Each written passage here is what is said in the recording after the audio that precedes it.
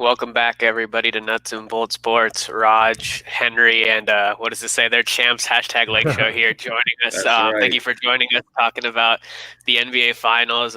We have a champion. The champion has been crowned. Los Angeles Lakers win the series against the Miami Heat 6-2 with a pretty dominant sort of closeout performance. We'll get into the nitty-gritty of the game and whatnot. We'll talk about Game 5 and how that went because we haven't met sort of over the weekend, and then we'll talk about the closeout game yesterday. But congrats to the Lakers. Congrats to the entire organization. Congrats to Adam Silver and the NBA for pulling this whole damn thing off. Sorry. I'm glad you did it. I'm glad you did it on the air. That's what 100%. There's anything left. But you know, it was kind of a crazy time. We'll talk about the bubble and stuff on upcoming episodes, but I think from not just us, but from the entire Nuts and Bolts family, like, it's kind of incredible that the NBA pulled this off. Like, you know, credit to Adam Silver, credit to all the health officials and staff, and Disney World staff, NBA staff that were there in the bubble for 100 plus days, and made this thing happen. Just absolutely incredible. 0 positive tests within the bubble. Just spectacular. And it sort of led to one of the most exciting playoffs that I can certainly remember in recent sort of history in the NBA. And it was capped off with a big time Lakers victory. LeBron getting his 4th ring, Anthony Davis getting his 1st ring. A lot of storylines here, a lot of first timers, a lot of vets getting multiple rings. I'll stop talking and I'll let Jordan kind of take over here. I'm going to make you go full screen, and this is your chance. This is your chance, buddy. So just getting around our test classic here, champions. No, it's we're here. It was really crazy. They played after a tough Game 5 loss, which we'll get into. I was a little nervous for Game 6 because the Heat knew that they could beat them really at full strength almost, and the Lakers came out and they just played really well. I mean, from the second quarter till the beginning of the fourth, I think was about as perfect of a 2-quarter stretch as I've seen them play all season, regular or postseason. They were absolutely phenomenal. It's just exciting. It really is. It was such a long year from just the break standpoint, with everything, with the uncertainty of coming back, with the everything that happened in January, with Kobe and John and that whole situation. It was a very emotionally, mentally tough year for those guys. And they persevered and won. Even going into the playoffs, it was all like, every round it was something different. It was, Portland's the most dangerous 8 seed in the world. They're going to win. We beat them 4-1. Next round it was Houston, where like 538 was giving Lakers like a 30% chance to win the series. They won the Game 1, and then we took the next 4. Then it was like, oh, well, you guys are going to have to face the Clippers. They didn't even make it. And then we get Denver, and it's like, oh, you don't want to be up 3-1 on Denver. And we go up 3-1 and get it done. Huge, props to Miami. Jimmy Butler was phenomenal. I mean, he carried them. He basically won both games for him with those triple doubles, playing 44, 45 minutes a night. He was exhausted and really did everything he could. Bam came back and had a good game. I was happy to see Dragic could go for a little bit and at least get some time. But those guys, I mean, they had a great season. It's always like too early to start predicting next year, but like I would not be surprised if Miami's right back in the same spot. They're just a really good, well-coached team, and they deserved every piece of credit that they got. But yeah, it's really exciting. LeBron was I was definitely nervous. LeBron was great. He really was. Me, I'm not a big LeBron guy. I nead have been, but he was absolutely phenomenal. Give credit where credit is due. He deserved the Finals MVP. AD, was also great. He struggled in 1 or 2 of the games, but for the most part was really good, really destructive, taking advantage of the mismatches. And like you said, so many storylines, right? I mean, everybody from my least favorite player ever, Dwight Howard, finally getting a ring. Playoff Rondo now has a ring with the Lakers and the Celtics, one of only 2 guys to do that. Our GOAT, the plus-minus GOAT, Alex Caruso, plus 20 last night, his first ring. The first guy born in the 2000s, Horton Tucker, is the first guy to win a title born in the 2000s. And just so many other like random, storylines. Even like DeMarcus Cousins is actually eligible for a ring, even though he never suited up for them this year. But it's cool. It's really, watching the clock tick down was definitely like the coolest thing to see those guys celebrate. And you know how hard that they've worked, especially now, like taking all this time away from their families, being in the bubble for the longest of anybody besides the Heat, for almost 4 months probably, because they came in like in the July range.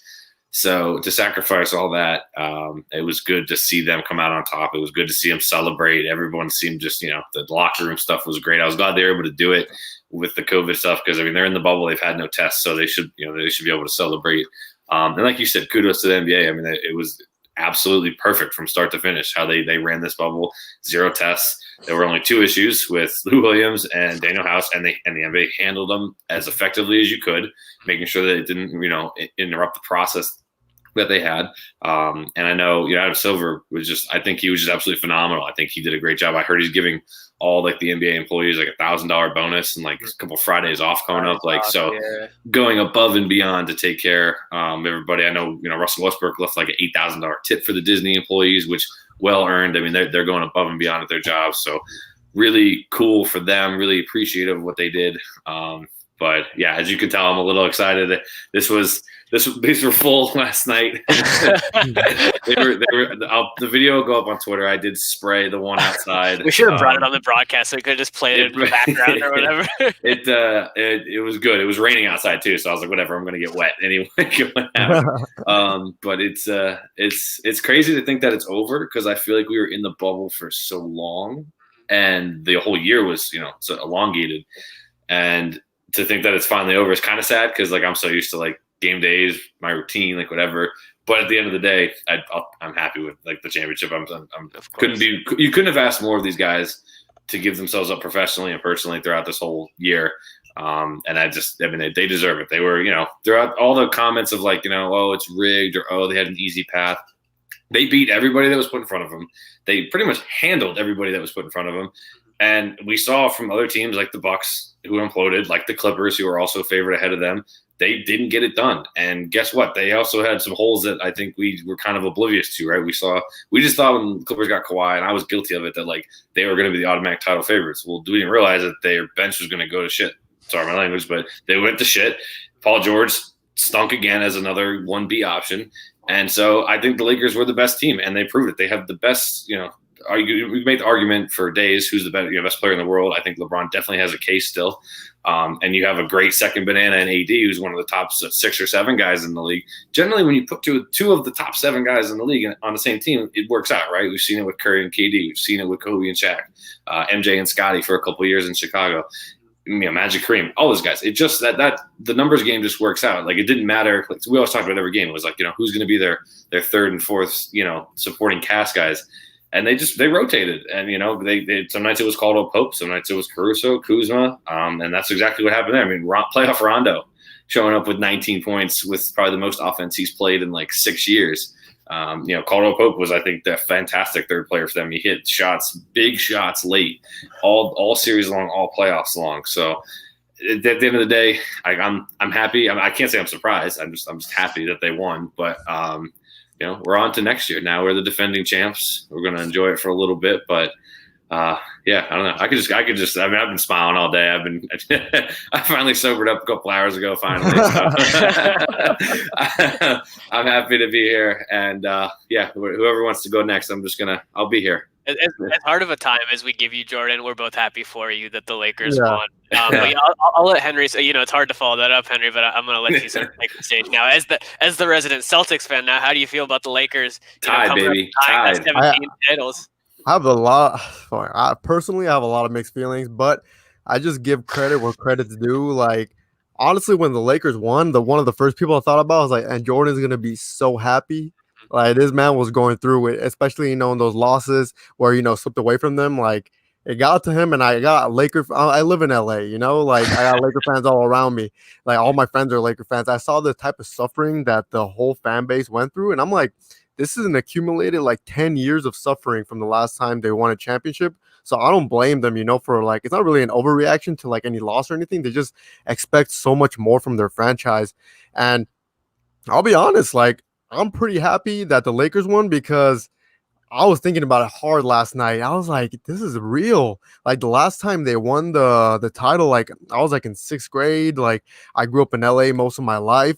I grew up in LA most of my life, and it's funny because I became a Celtic fan because back in 2008, that's when I started watching basketball, and that's when I saw the Celtics beat the Lakers in the championship. So like automatically my heart went to the Celtics, and ever since then, but it's like it was that rivalry that I'm like, damn, but you can't deny history and you can't deny culture. That's just and the streets of LA were crazy. I was driving around, the streets were filled, everybody was going crazy, and it brought me back to my childhood. The last time they won, same thing. Like I didn't see LA like that in so long that I kind of felt bad for Jordan living in Pennsylvania. Yep. Yeah. It's like farthest away from LA as possible. Yeah. I was like, you know what? I wish he was here to see all this, because honestly, like the magnitude was crazy. I was like, wow, like this is more than a championship. Yeah, it was because honestly, this was more than a championship.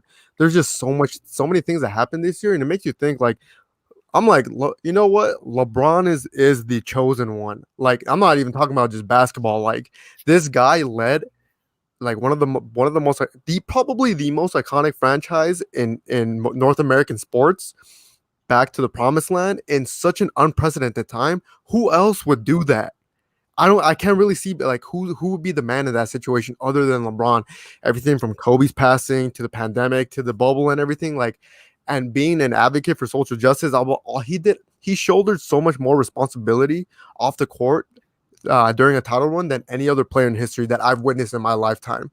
And for him to get his fourth title, fourth NBA Finals MVP, to have 3 NBA Finals MVPs with 3 different teams, I couldn't deny but just like be in awe. And I was happy. I was like, this was the first time in my life I was like, you know what? I wish I was a Laker fan. But then Come on over. Send me your application. I'll review it. I was like, I'll give it a week and that'll go away. But congratulations to Adam Silvers, man. Hey, give the man the props. Like, if it wasn't for him, none of this would have happened. Like, David Stern would have never. Like they had a blueprint and they ran through it, and everybody was so professional and they were so mature about it that it makes you realize like it's not that hard. Like other teams or like other leagues or whatever can do this as well. Like it's just there was such a consensus going out, and also this is one of the most the season's over. I can't fathom that. Like it's actually over. It's like over in October, which is so weird. We're like almost at the 1 year mark, like anniversary, like that just passed like over this past weekend of like media day in LA last year, which is kind of insane that we did the full stretch because of the bubble and went on the delay, and that is kind of crazy. No, opening night was October 22nd of last year, and I'm like, we were like 10 days off from that. Like, yeah.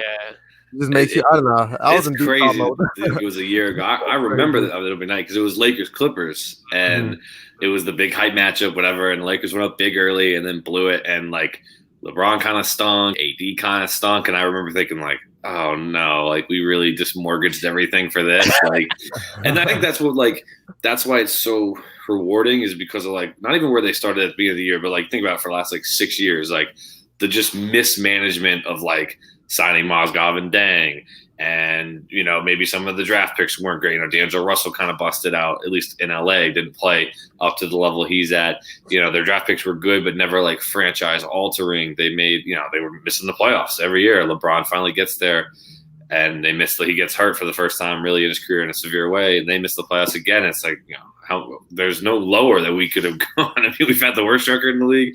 We've missed the playoffs. We've been laughed at. I mean, that's why I thought I retweeted the one video today. It was like at the beginning of the year, all the reporters, all the people like saying, on First Take and whatnot that, the Lakers, they had so many issues, blah, blah, blah.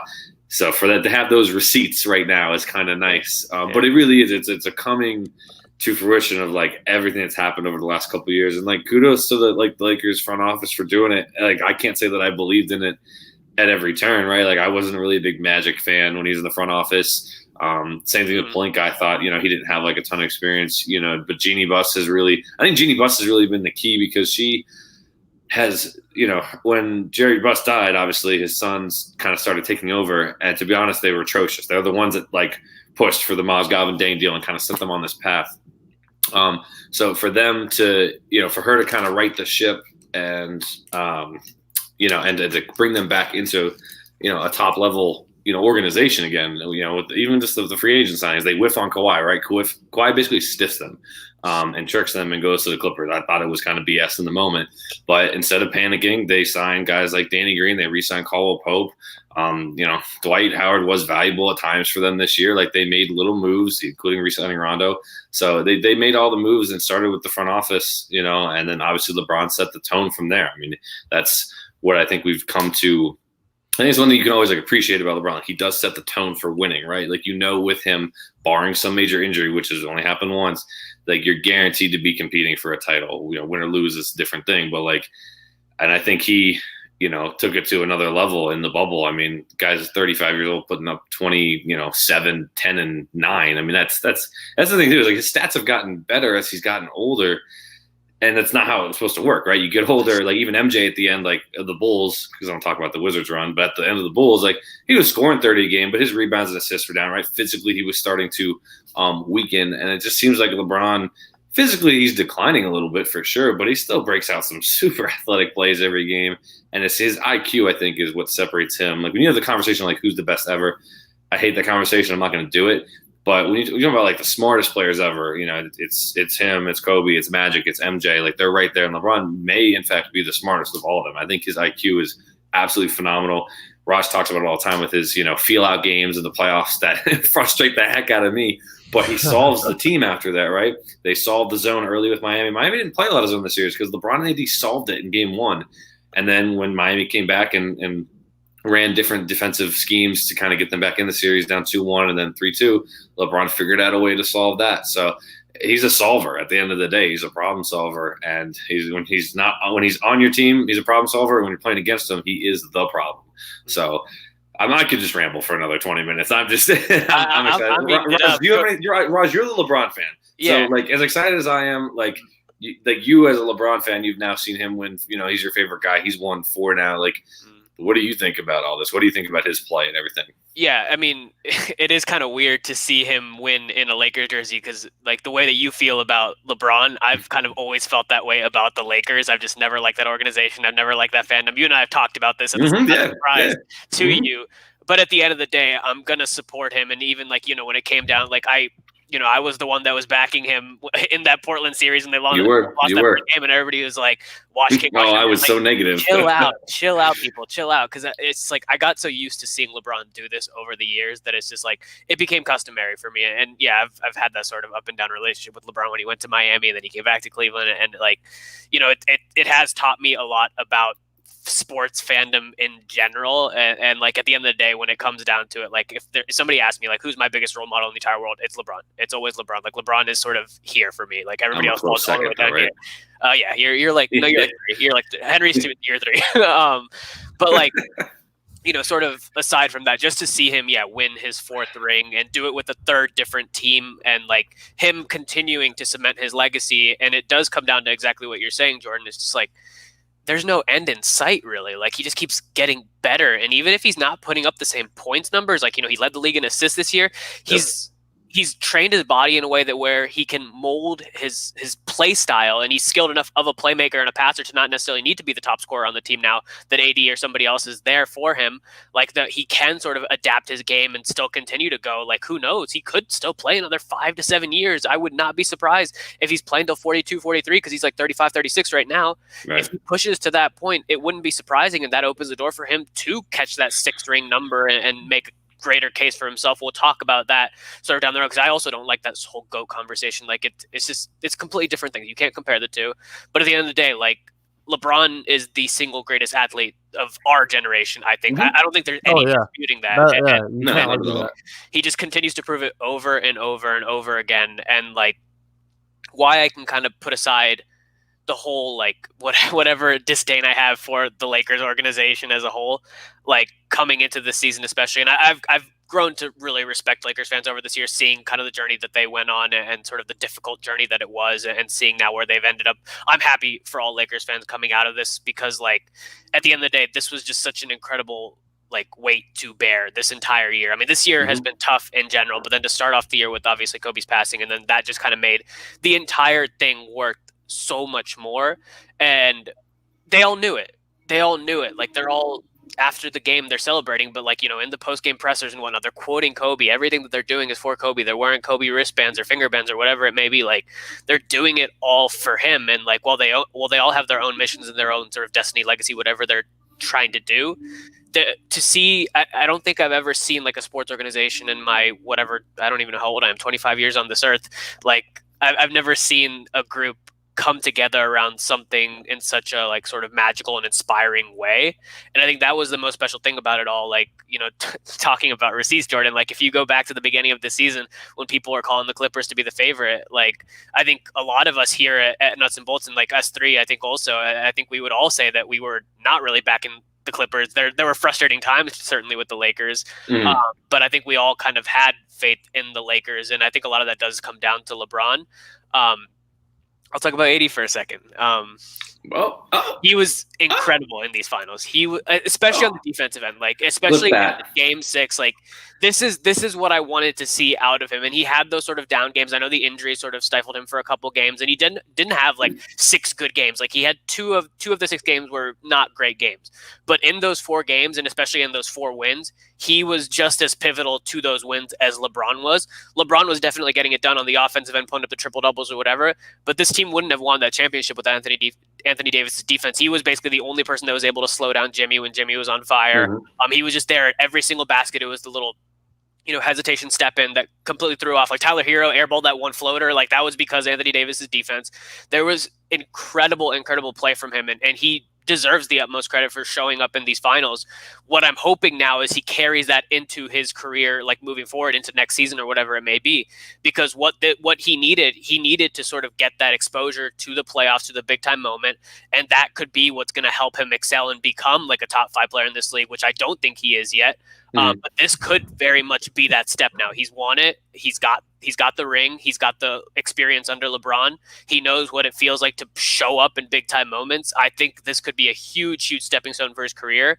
And I'm going to make the prediction that I think it will be. Like, I think next year I will I'll be eating my words, and I'm happy to eat my words, that like he will be. You look hungry. He will be a top 5 player in the league next year, I think. And it just goes down to, I think you heard it on the post-game broadcast as well yesterday, where they were talking about AD needed something like this to sort of get him over the hump, the struggles that he had in New Orleans and whatever. And he's gonna take whatever he learns here, and even if LeBron doesn't retire in the next few years, if he does go for 5 to 7 years or whatever it may be, AD is going to become obviously the leading scorer of this team, and they're going to rely on him a lot, especially with the offense and defensive pairing. That's going to be interesting to see. And then you talk about the role players as well. Like they showed up, and this team, the reason that they haven't been the clear-cut 100% favorite, I think, to most people, is because the role players have been shit. And yesterday they were great. I mean, KCP, he showed up in multiple games in this series. KCP rose to the moment. That was incredible to see. Rondo showed up yesterday. He had one of the best shooting performances of his entire life. Danny Green responded to the haters. Like, first off, if you're sending Danny Green death threats for missing a shot, like, come on. Yeah. Hey, get that out of here. I was as frustrated with Danny Green as anybody. There's a line. There's a clear line. I'm definitely not blaming you. Yeah, if you're sending like Danny Green death threats for missing that 3, like I understand being frustrated, I understand being mad, whatever it may be. Do not send people and their family death threats for missing a shot in basketball sports.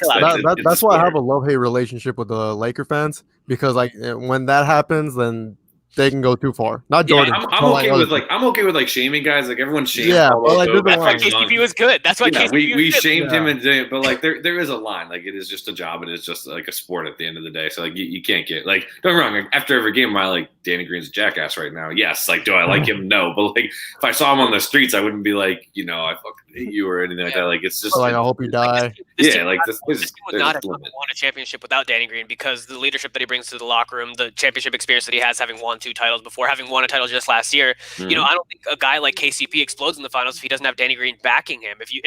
Danny Green changes the whole defensive plan of the team that he's playing because he's such a good 3-point shooter. I know he didn't show it here in these playoffs, but every team still had to get to him.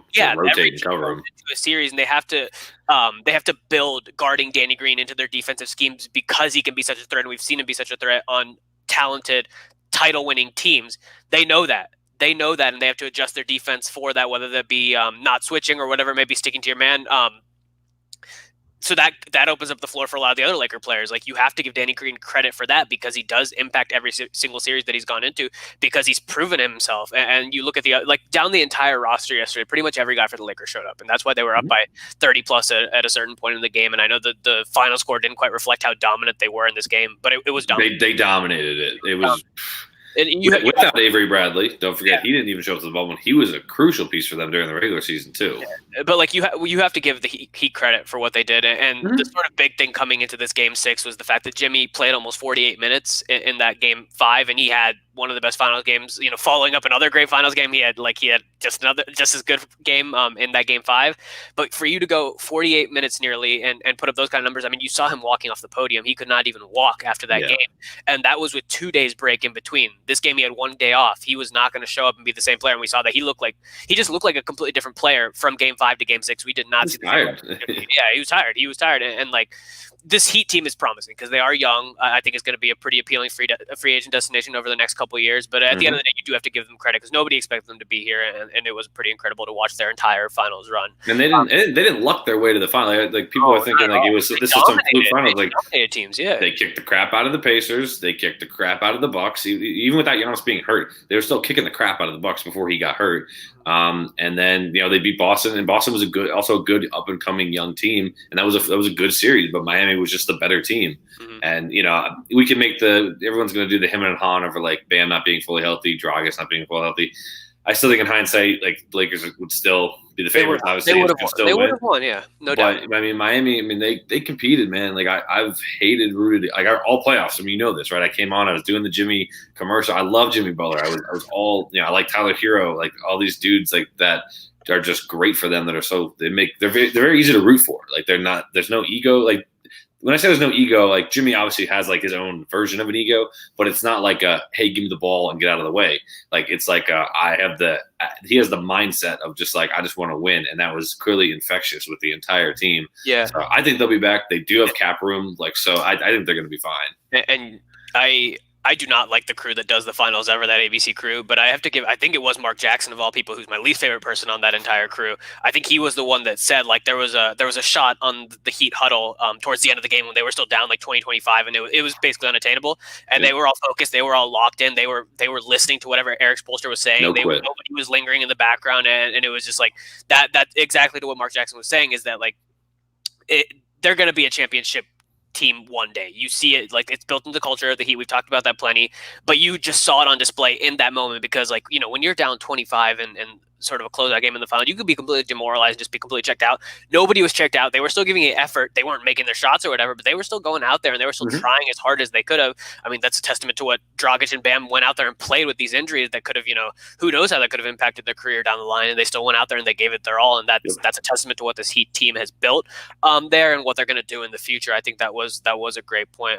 Henry, and you saw Spoelstra too after the game, like, when he was asked questions, he was like tearing up, like, they care so much, and I respect the heck out of Spoelstra and those guys. I mean, they have such a good winning situation too, right? You got Pat Riley, you got Spoelstra, you have Mickey Arison. Super young too. Like, Jimmy's what, 31, but like Bam and Hero and Robinson, like, Dragic is probably the only Dragic. I don't know what they'll do with him. Yeah, he's unrestricted, so I don't know if he's going to come back. But like, everybody else is there, and they have cap room. Like, I know everyone's doing the whole Giannis to Miami rumors. I think that's like way too early to start looking at it. But even if it's not Giannis, if it's just like another like mid-level, like a guy close to as good as Jimmy, like, that's still scary, right? I mean, you think Hero's only going to get better. Robinson's only going to get better. There's still a couple things he can add, and he's already so good. And Jimmy's going to keep plugging along as Jimmy until he decides he's done. So kudos to them. But go ahead, Henry. I'm sorry. Yeah, no, you and I were going for a while, so let's let Henry speak for a little bit. I was really happy. And that's Celtics basketball with Henry. All right, back to the Lakers. I was really happy to see Goran Dragic play, because we guys saw that video of him crying and everything. Just him being able to step on the floor and finally play. Even though they got blown out, I was like, you know what, he deserves that, because I think about his days in Phoenix with Steve Nash. He was in Steve Nash's shadow the whole time. For him to like almost miss his opportunity in his life, and like just to see him at least play and make the baskets and everything like that, made me happy. And it just goes to show, like, this Heat team is not done. They have so much more. Like, kudos to the Heat. Jimmy Butler. I think Jimmy Butler top 10 player for you guys. Potentially. I think he's like right there. Yeah. I think Wednesday we should do like the deep dive and like really go like 1 through 10. But I think he has a huge case now. Yeah, I was having that conversation because I'm like, with this playoff performance and this finals performance, kind of hard not to put Jimmy Butler like even in the top 5 for now, because he led such an underdog team to the finals, and the way he performed against a Laker team like this, I'm like, how can't you put him in the top 5? James Harden would never. Oh, God, every year. You know what? I don't know what the Rockets can do. That's another conversation. I just wanted to throw that one in there, really. Yeah. It's just no, but you know, props to, and then yeah, like you were saying, Jordan, props to Eric Spoelstra, man. When I saw him crying, like he was trying so hard to hold back those tears, but they just came out. It just goes to how much he cares, man. How much he cares about his guys, and like how he knew the whole season they were overlooked by everyone and by anyone. So to get to that point, it was just, and for him to almost do it against LeBron, I know like that wasn't, you know, probably the main thing for him, but that was his biggest challenge, you know, like it was like stopping LeBron, blah, blah, Pat Riley and LeBron's history and all that stuff. But, you know, at the end of the day, I'm like I said, I'm happy to see the Lakers as the NBA champions again. You know, Rob Pelinka, I don't know if you guys saw his post-game interview. He was just talking about Kobe, and like he was talking about how like in the hotels at Disney, he would try to go to sleep, and he's like, I could swear I would hear his voice, blah blah blah. And I'm like, that's shit, man. This is bigger than that. Like you can't write this shit. Like you can't. Like nobody can. Like, and that's why like if there was one right way for the season to end, it was this way. And like this is coming from a freaking Celtics fan, man. Like it's not hard for me to say that. And just seeing the city of Los Angeles happy makes me feel like, you know, sports is happy. Because it's a Hollywood ending. yeah, honestly. And that's what I feel like we needed, especially during this time, because I feel like things are probably only going to get a little bit crazier, you know, for the final stretch of this year. It was that celebration that there's more that celebrate those moments, because they're not here forever. Like honestly, that's why everybody went crazy in downtown. You know what? COVID restrictions didn't apply. That wasn't gonna stop. Yeah, they're not there. It was. You guys see that video of that guy in like that, like in the one of those cancer ball type thing? Yeah. Like, God, and then like that's God. It was just last night. I was just it finally hit me. Like I was writing an article, and I was like, wow, like this happened. And I was texting my friend. I was like, dude, I feel like a lot of people don't fully understand. Like this is not about sports necessarily. Like this is much bigger than that. I'm not trying to get too deep, but it really is. Like honestly, you're like right. If you really look at the bigger picture, like I don't know, I can't even put that into words. The closest I thought, because I was trying to think of like a parallel to it. You know, you try to look back and think like what other situations have been like this. The closest I could think of really is when the Yankees almost won the 2001 World Series a couple months after 9/11. I do like the Yankees, and I remember like the whole field. You know, obviously that was just a devastating event for thousands and thousands of people in New York, right, in downtown New York, which is like one of the biggest cities, obviously, in the country. And I remember like those playoff games were so intense. You know, Jeter has the walk off, like they came, you know, Game 7, they lose in a Game 7.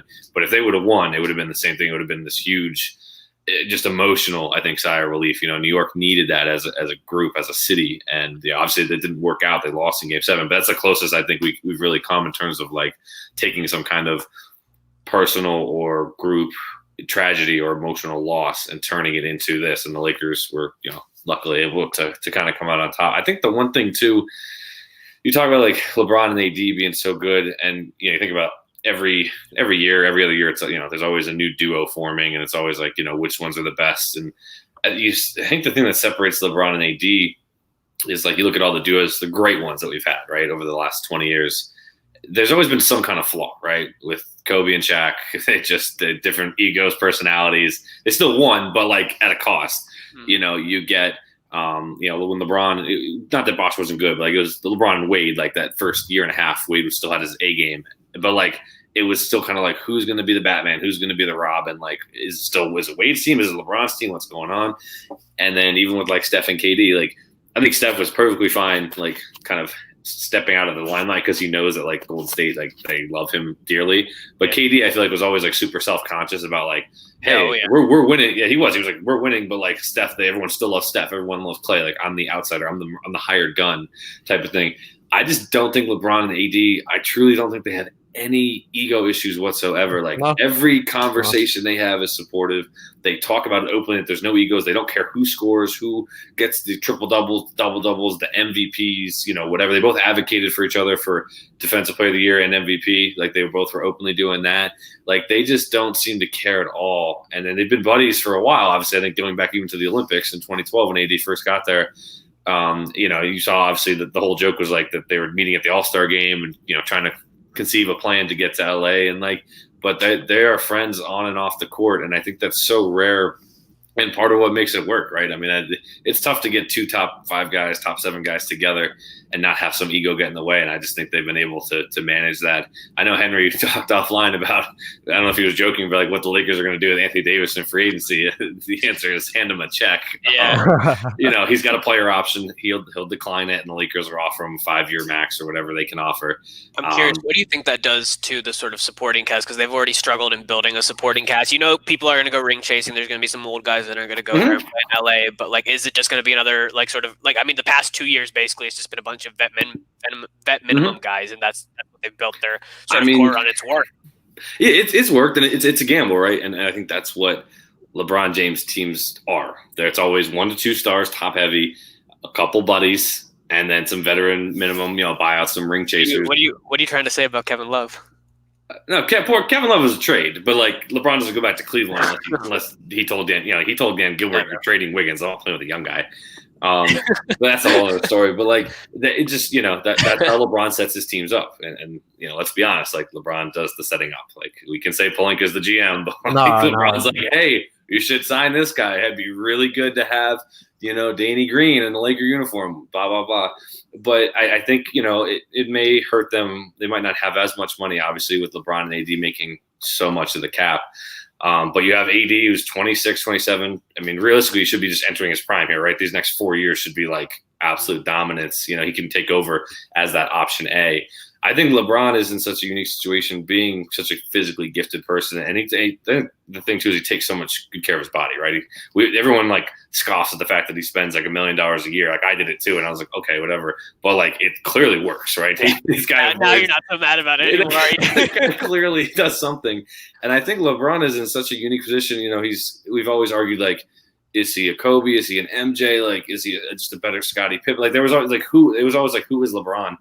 And he's kind of been a combination of a couple different guys, but I think what he has a chance to do in these next, throughout at least through the end of this Laker contract, is I think he could transition just like almost a higher level of Magic, where like his greatest comparison has always been Magic throughout his entire career because of his playmaking, and he's so devastating in transition. And I just think that like if they can get a consistent third guy, right? Like if say in a hypothetical world, Kuzma stepped up and was like, hey, I'm guaranteeing you like 17 a game. I'm gonna pretty much be there all the time. Like I'm like your Chris Bosh type thing.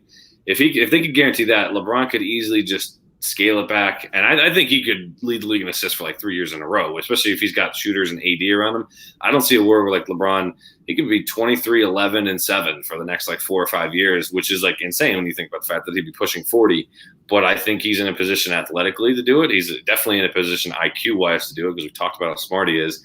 So I think that's such a unique thing. Most guys don't do that, right? Most guys transition out and they're done, right? They get to the end and they're either hurt, their game isn't as effective, something is not there. LeBron could still, this was like the highest, I think it was his highest field goal percentage in the playoffs or something like that, or highest in the finals, like at age 35 in your 10th one. That's really impressive. So they have that. I didn't look at the roster. I forget who's signed and who's not. I know Danny's still there. Think is Caldwell Pope. I forget if Caldwell Pope's back or not. Pope has 1 more year, I think. So they have like some of their main guys like are still going to be there. I think Avery Bradley still has 1 as well. So like they're going to have those like top 7 guys there. It's going to be with who they can fill out the rest of the bench. I think realistically you need 7. You'd like to have 8 guys to win a title. I think with LeBron, I think one thing that has to be said too is like they definitely define someone who can be a really good creator off the bench, like not like even better than Rondo because he's got to be more efficient offensively. Because LeBron, I think it worked out so well this year too. Is like he had a 3-month break, right? You gave LeBron James, the best athlete in the world, 3 months to recover and rest up, which I think was huge. It allowed him to play a lot of minutes in the playoffs. And it's like I just don't want to go back to that. Like, I don't want to force LeBron to have to play so many minutes all the time, especially during the regular season. Like I did a really good job managing his minutes this year. But like I don't want to go to that well too much. I don't want to risk him having to play 38, 39 minutes. Like, we want him to be as fresh as possible. So that's going to be an area that I'm sure they're going to focus on. And just you got to hope everybody gets better, right? You got to hope that Kuzma takes another step forward. You got to hope that, we already know that Caruso is going to take another step forward. AD is going to get better. So, that's the hope, is you got to develop the guys you have. And, they may not make, we don't know when free agency and stuff's going to start. It may be December, maybe January. But, whenever that starts and when the season starts, you never know who could be available, who gets waived by a team. There's always normally it's the February buyout guys. This year it may be June. I don't know when they're going to do the season. Probably May, because we're October to February. That's 10 to 2. So January to April, May. Okay, so it'll be April, May. We'll have player X is on a buyout from some team for whatever reason, and he comes to the Lakers. Think about it, the Lakers. They won the title with no Avery Bradley, and I really don't know if it would have been any better to have him based on his style, but DeMarcus Cousins was supposed to be a Laker too. And I think the game would have been a very weird fit with what the Lakers were trying to do, but it was just, he was another piece that was supposed to be rebounding off of an injury until he got hurt again.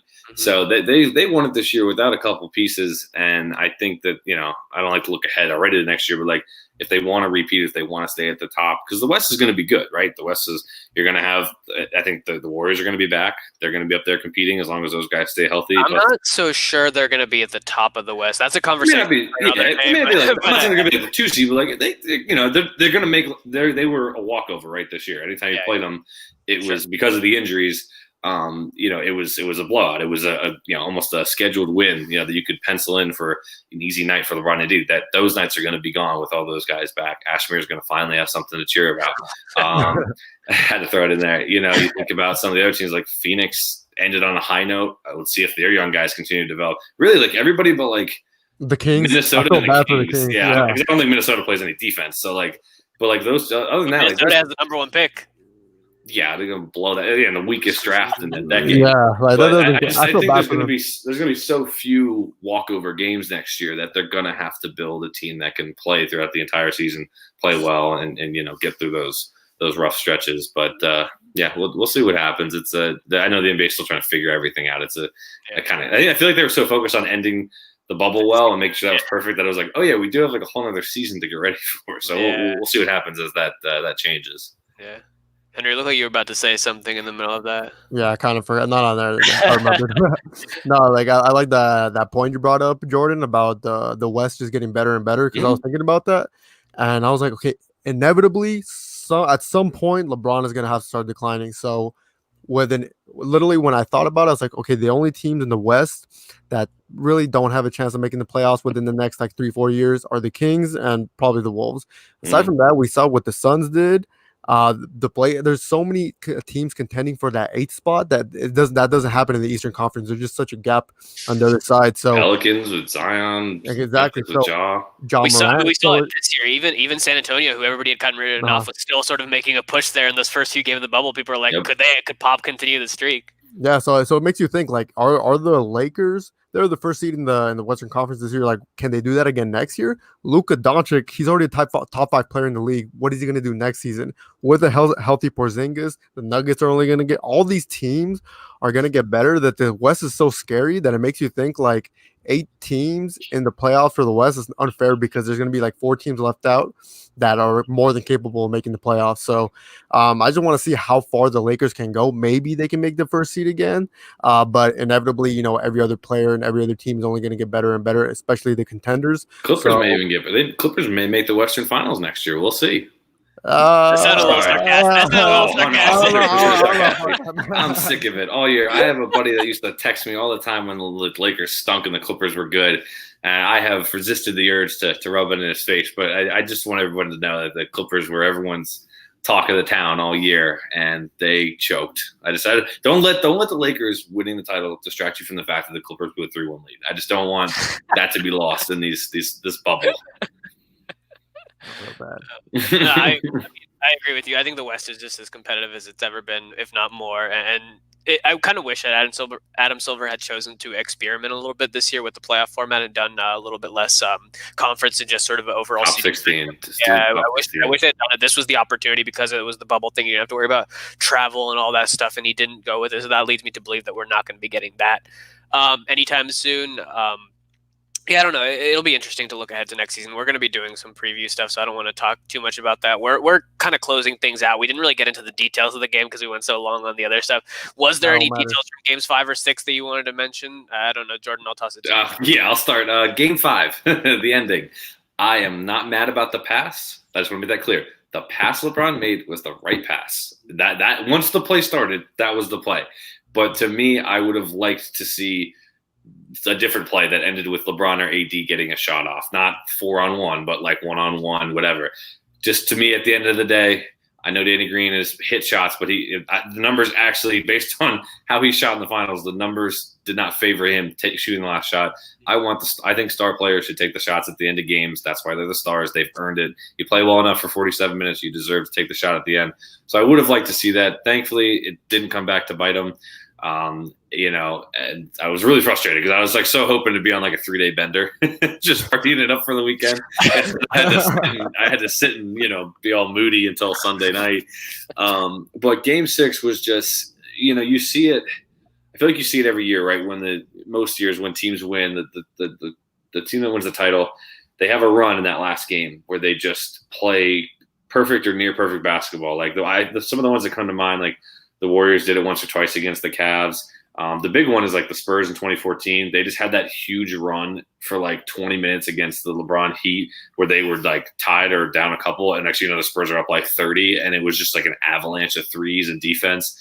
And that's what the Lakers did from the second quarter on till the end of the third. I mean, it was absolutely flawless. They executed on defense. AD was everywhere. They got in transition, which has always been a strength of a LeBron James-led team. And they got easy buckets there. Miami missed some open shots, but in reality, the Lakers they were not getting – they just went with the mindset they were not going to lose that quarter, lose that game. I mean, it was 28-22 after a Bam layup with 16 seconds into the second quarter. And from that point on, I mean, they finished the quarter up 64-36. And then they end the third up 87-58. So I'm not a math guy, but that's a huge run. And that's what championships teams do. You saw how focused they were. You saw how focused LeBron was. AD, their shooters stepped up. I know the percentages don't look like the Lakers shot the ball last night, but during that stretch, that's when they really nailed so many of their shots. They were just everywhere. I mean, I joke about it, Caruso was playing really well with LeBron once again. Everybody off the bench was active, and that just speaks to the chemistry of the Lakers too. I said it all year that I thought the Lakers had just really better chemistry than almost any other team, and you see it. As much as I'm not all for the hooting and hollering on the sidelines, those guys are all in. You talk about the Heat being focused as a team down the stretch, and that's one way that they're handling it. But on the other end, every guy from the first to the 12th man was celebrating, was active, and it doesn't seem like it makes a big deal, but when you have a whole, especially in the bubble, right, where you're cut off from most family and friends, to have that support, that's your family in the bubble, that's your support group. So all those guys from Dwight to Quinn Cook to Horton Tucker to Dudley, I mean, they were all just up, constant energy, constant positive, reinforcement on stuff. You saw some of those guys talk about how important Jared Dudley was, right? Barely played during the season at all, but a perfect locker room guy, veteran who knows how to do things the right way. You look at, obviously LeBron has been around, so many guys learned from him, even the coaching staff. I mean, I thought it was a weird fit all year. I think Kid probably thought that he might be head coach after a week. But he's obviously got, finals experience and is regarded as an icon. Phil Handy's the guy that everyone talks about that nobody knows, that those guys swear by. LeBron and AD swear by Phil Handy because he's such a good mentor. He does a lot of player development for people that don't know the behind the scenes stuff that you don't ever hear about, but it makes an impact. Even Vogel. I mean, LeBron has a ton. How many times has LeBron openly praised his coach? This is not often, but he has all year. And he said it as much in all the finals interviews, saying how Vogel just, always gave him such tough battles when he was in Miami and Vogel was coaching Indy, and how he respected them and how he knew as soon as Vogel got there, they were going to be a very prepared team, especially on defense. And they were, he did a good job of making adjustments. So that matters. That stuff matters at the end of the day. Like, there's a reason why some of those, like that last LeBron Heat team was kind of fading. The chemistry wasn't as perfect as it was in the beginning. Same thing with even like that Warriors team. Like the year they went 7-9, like their chemistry was good, but like I think in the finals it started to fade. Even the end of the KD reign, like with him and Draymond, it wasn't great.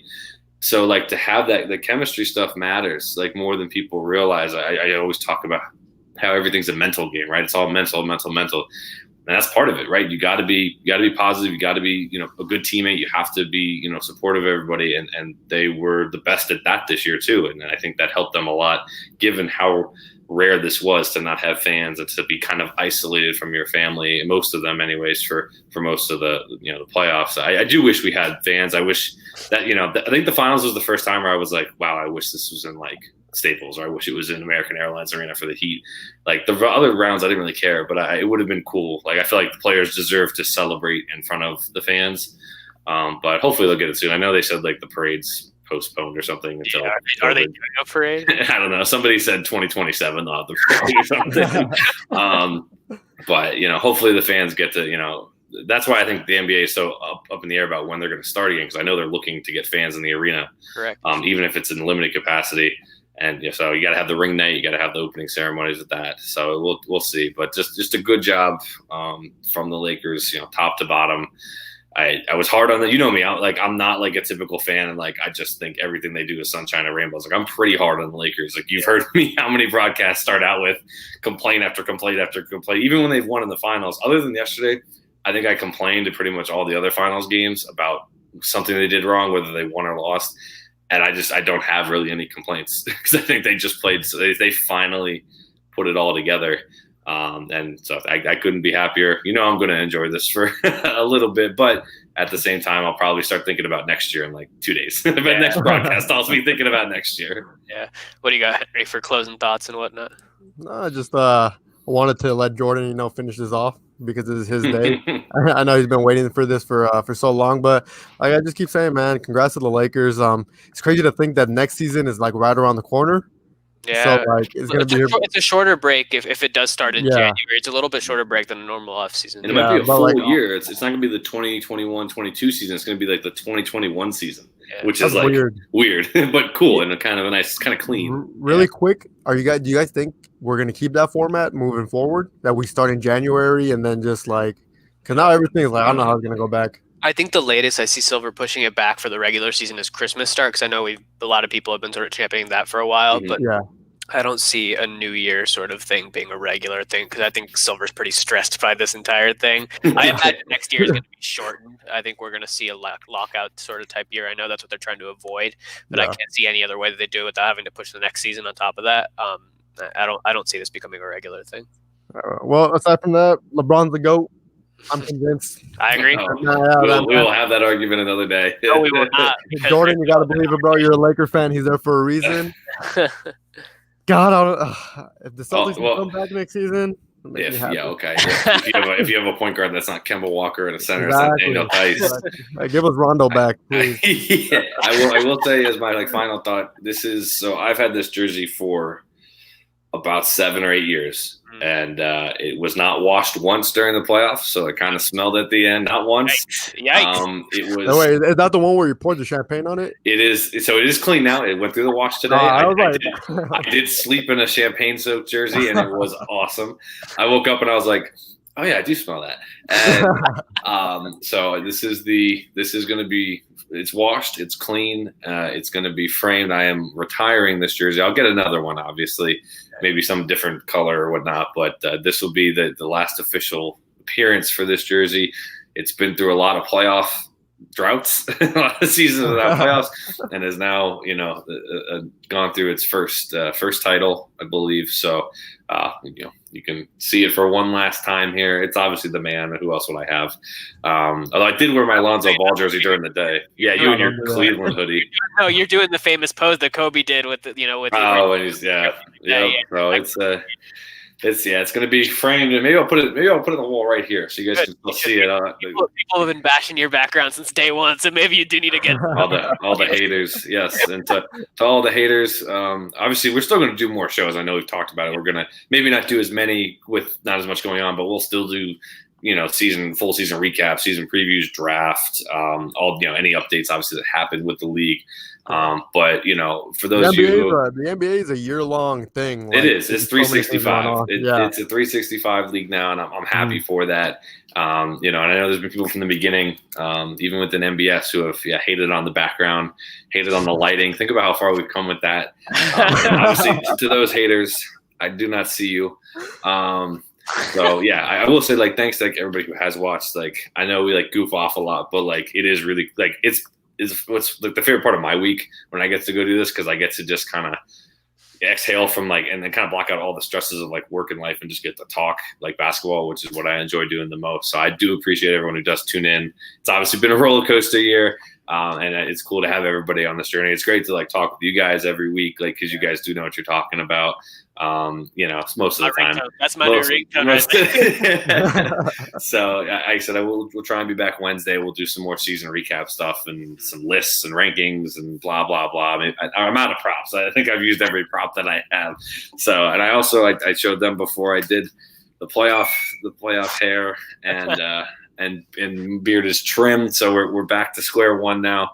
There's a little widow speak. That's not great, but I feel liberated. I feel like I have so much airflow up top now. We'll start, growing out the one for next year. You start it now for next year. You don't cut it until they win the finals till next year. You see how Let's see how that looks. I'll really be rooting for him in the finals. We'll do a week every single week. We'll do a weekly check-in on Jordan's hair and his beard and photo, see.